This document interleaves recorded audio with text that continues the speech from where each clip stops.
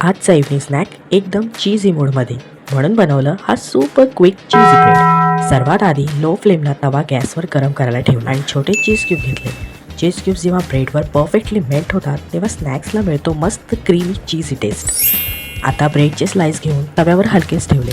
तवा आधीच गरम असल्यामुळे छानसा गोल्डन रंग यायला सुरुवात होते।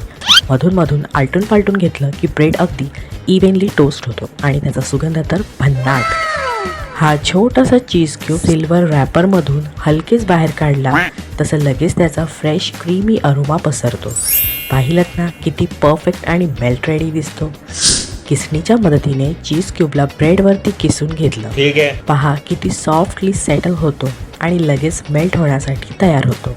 स्नॅक्समध्ये क्रीमी चीजी मॅजिकची सुरुवात झाली आहे। आता एका ब्रेड स्लाइसवर चीज स्प्रेड केलं, मग दुसरी स्लाइस त्यावर ठेवून दोन्ही स्लाइसेसला हलक्या हाताने प्रेस केलं।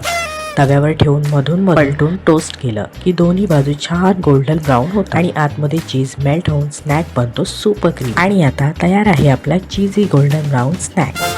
तव्यावरून हलकेच काढून प्लेटमध्ये सर्व केलं। पहा किती सॉफ्ट आणि टेस्टी दिसतो आहे। हे तर आहे परफेक्ट इव्हनिंग स्नॅक, गरमागरम चीजी आणि homemade treat.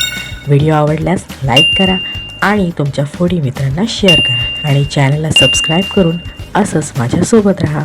Bye, see you next vlog.